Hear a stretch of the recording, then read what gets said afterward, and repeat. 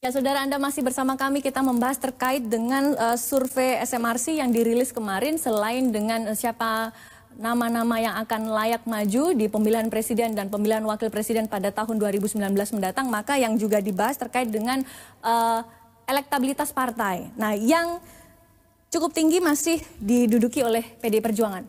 Terus meningkat suaranya, Mas. Ya, dari survei sebelumnya ada perbaikan, start 25 sekarang 27. Yang lain juga ada koreksi sedikit, misalnya Golkar sempat terendah di angka 9, terus sekarang ada naik lagi di kisaran 12%. Gerindra di kisaran berapa tadi saya lupa, 11%-an gitu. Lalu yang lain juga. Yang perlu kita kalau di ranking PDI, Golkar, Gerindra, ya. Demokrat ya Pak ya? Masih urutannya hampir begitu ya. Kelima PKB, keenamnya siapa gitu? PKS, P3. Ya, hampir mirip sih. Cuman memang kalau dari temuan kita memang ada beberapa partai yang masih berada di bawah parliamentary threshold 4% itu. Itu di bawah PKB itu ada siapa tuh? PKS kayaknya masih di bawah 4% ya. Lalu PAN, lalu Hanura, Nasdem itu masih di bawah 4% dari posisi saat ini. Semi terbuka, ya kan ada. Karena parliamentary threshold kita. Pada pemilu 2019 besok maka bisa dikatakan itu dianggap sebagai pemilu serentak pertama di Indonesia. Jadi kita memilih siapa partai dan siapa presiden pada hari yang sama. Kalau dulu kan kita pileg dulu, kita ngitung partainya berapa, oh Anda bisa mengusung presiden. Nah sekarang, Mbak Wiwi, dengan kondisi seperti itu, bagaimana dengan nasib partai-partai yang dia tidak punya capres? Atau mungkin capresnya bukan anak kandung sendiri gitu loh. Orang kan pasti milih, oh kalau saya milih Jokowi berarti saya milih PDI Perjuangan. Oh saya suka Prabowo, saya milih Gerindra. Gitu nggak? Nah kalau saya membayangkan nasibnya PKS, Demokrat, atau yang lain-lain? Mungkin pertama harus dijelaskan dulu mengapa pemilu serentak. Apa targetnya, apa maksudnya, tujuannya. Jadi tujuannya itu supaya nantinya sistem multipartai itu menjadi sederhana, relatif sederhana, lalu inline dengan praktek sistem demokrasi presidensial. Jadi supaya nanti betul-betul yang survive itu adalah partai-partai akar tunjang, partai-partai yang mampu menunjukkan mass political base-nya. PDI Perjuangan, dia punya suara yang katakan kandangnya itu suaranya itu Jawa Tengah. Separuh ada di Jawa Timur gitu ya, beberapa juga di Jawa Barat. Terus bisa menyebutkan lah, partai yang bisa menyebutkan di mana mass political base-nya itu Partai Jangkar. Lah dia akan survive terus gitu ya. Lah itu yang kita harapkan, karena sebetulnya kita ke depan itu bukan ingin ada partai politik terus menerus, tidak. Tapi partai yang ada itu memperbaiki diri, memperbaiki kualitasnya, melakukan kaderisasi yang maksimal dan sebagainya, sehingga menjadi partai kader, partai yang betul-betul menjadi aset negara. Lah ini yang kita harapkan. Lah bagaimana nasibnya ketika, gitu prospeknya ketika pemilu diserentakkan. Lah, ini mau tidak mau yang namanya partai-partai baik Gerindra, PDI Perjuangan dipaksa untuk genuine. Dia harus melakukan koalisi tanpa ada pegangan. Pegangan yang lalu itu kan lalu gitu ya. Kita sama-sama tidak tahu apakah nanti pemilu legislatifnya itu akan dimenangkan PDIP lagi atau tidak. Tidak tahu. Apakah Gerindra tetap nomor 3? Lah, tinggal kita mengevaluasi. Dalam politik itu ketajamannya adalah kritisnya itu di analisisnya. Pemilu 99 dimenangkan oleh siapa? PDI Perjuangan.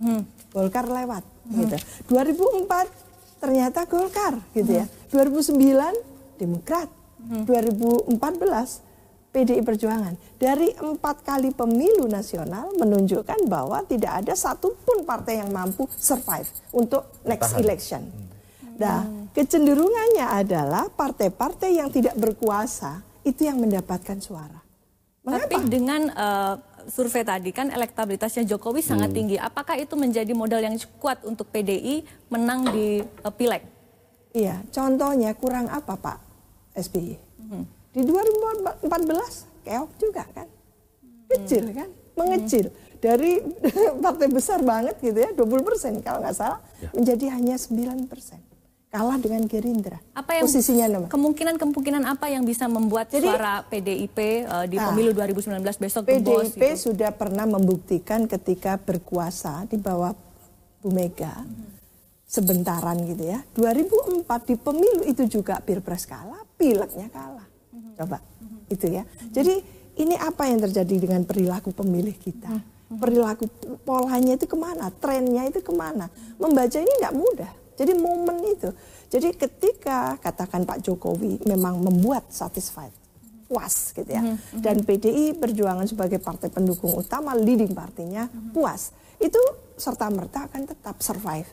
Tapi dalam sejarah 4 kali saya mengatakan tidak ada yang mampu seperti itu gitu loh. Jadi tidak bisa hitungan matematika, iya, Pak Jokowi popularitasnya tinggi loh, elektabilitasnya tinggi loh untuk pilpres, berarti PDI besok yang menang, tidak bisa dikatakan tidak seperti bisa itu. Seperti itu. Bang Andreas punya hitung-hitungan terkait dengan pemilu 2019, Bang?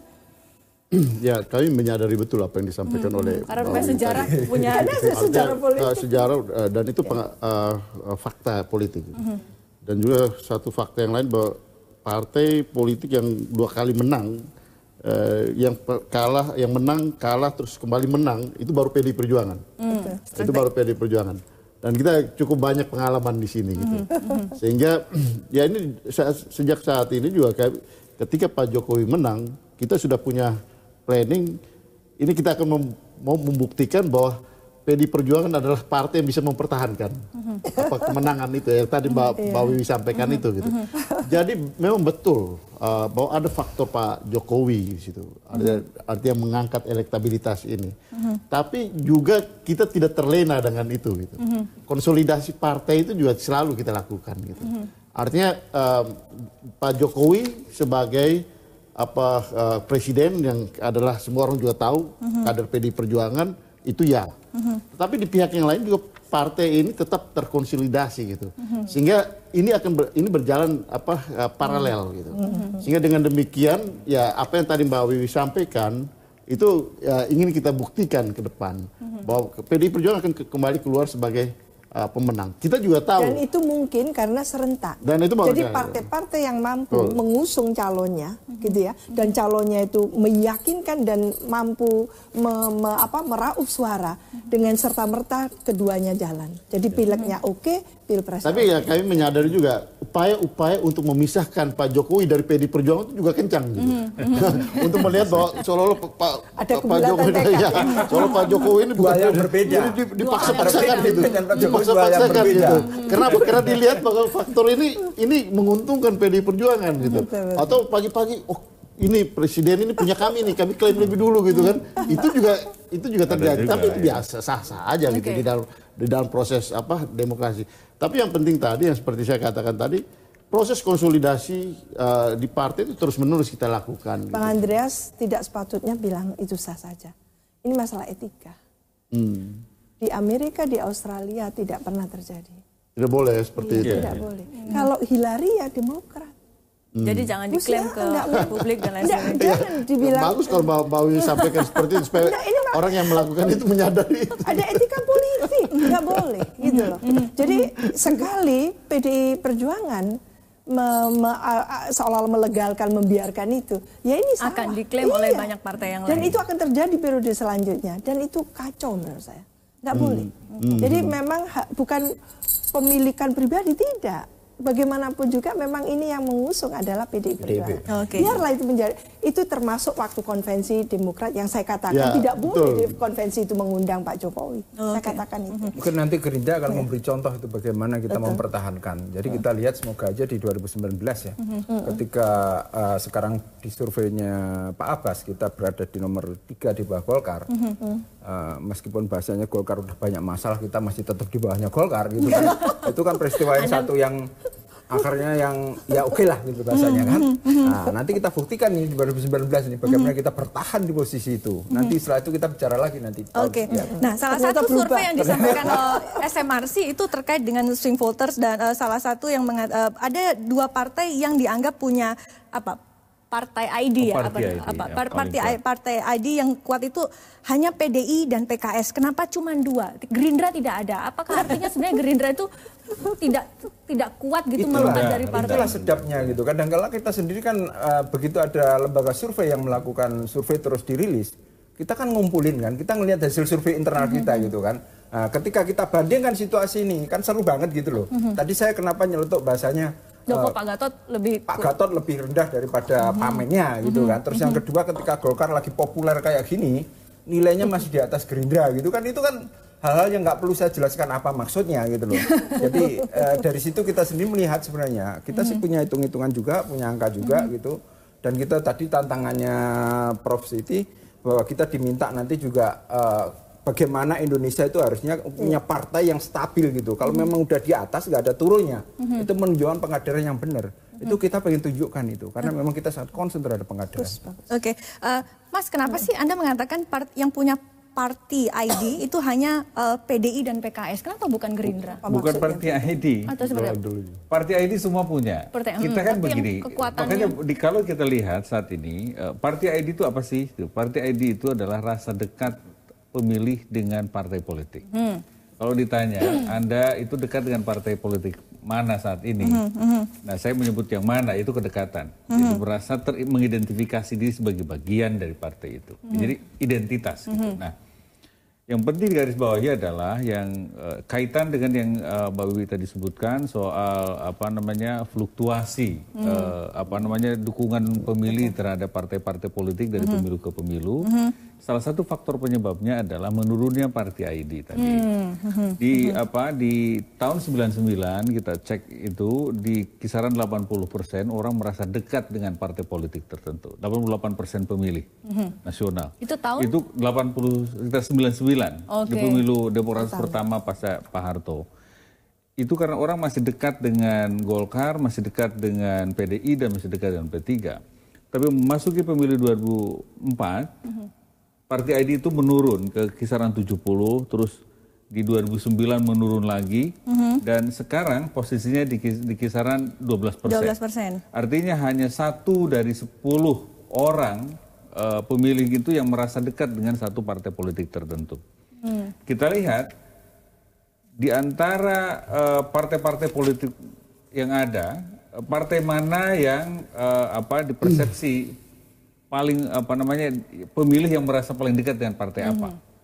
Nah, itu artinya ada basis pemilihnya. Tadi yang disebutkan Mbak Wiwi itu soal mass base-nya itu.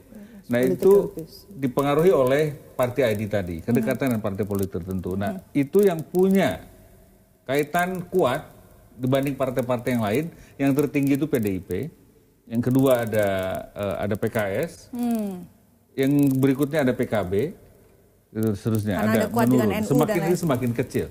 Nah, itu kelihatan pada core-nya masing-masing. Ada itu basisnya. Tetapi yang penting digarisbawahi lagi adalah bahwa menurunnya tingkat partai ID ke tingkat 12% itu artinya 88% itu tidak merasa dekat dengan partai apapun. Tidak terkait dengan partai yang sebelumnya dia pilih. Gitu. Jadi pemilu ini dia bisa pindah ke yang lain. Itulah yang kita sebut sebagai potensi swing voters begitu. Dari Perjuangan ada juga yang lari. Ada juga yang lari. Makanya kita buat matriksnya, bandingkan temuan survei saat ini dengan pemilu 2014 itu. Partai mana sih yang mengalami swing voter terbesar antara 2014 sampai saat ini? Nah, baru kita melihat irisannya. Ada yang pemilih 2014 masih juga memilih saat ini, tapi ada pemilih 2014 pindah ke partai lain gitu. Nah, itu kita lihat migrasinya. Nah, jika kita lihat seperti itu, maka kita bisa menjelaskan yang Mbak Wiwi tadi sebut itu tadi. Itu kenapa dukungan pada partai-partai itu bergeser-geser terus, karena mereka pemilih nggak merasa terikat. Implikasinya tadi. 80%. Ya. Dan kaitan itu sangat erat kaitan dengan ideologi gitu. Ideologi. Ya. Artinya partai-partai yang membawa merepresentasikan ideologi yang diperjuangkan. Dan itu tentu akan mempunyai basis pemilih tadi seperti yang Mbak Wiwi katakan gitu. Artinya kami pernah melakukan survei gitu.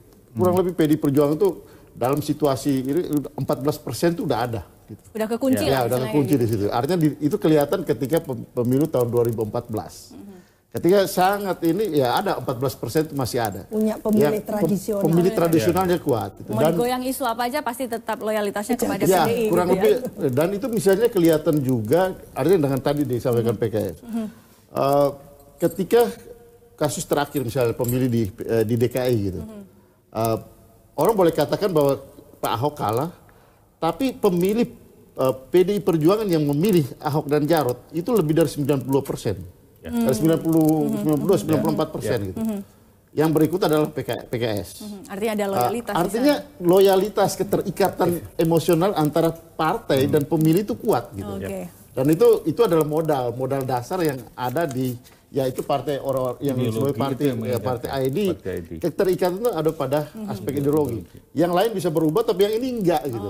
Baik. Ini enggak gitu. Baik, Bang, salah satu suara yang diperebutkan di pemilu 2019 katanya adalah suara kaum milenial. Ini yang bahasa-bahasa sekarang sangat populer. Siapakah nama-nama yang disukai oleh kaum milenial di survei SMRC? Kita akan membahasnya usai jeda.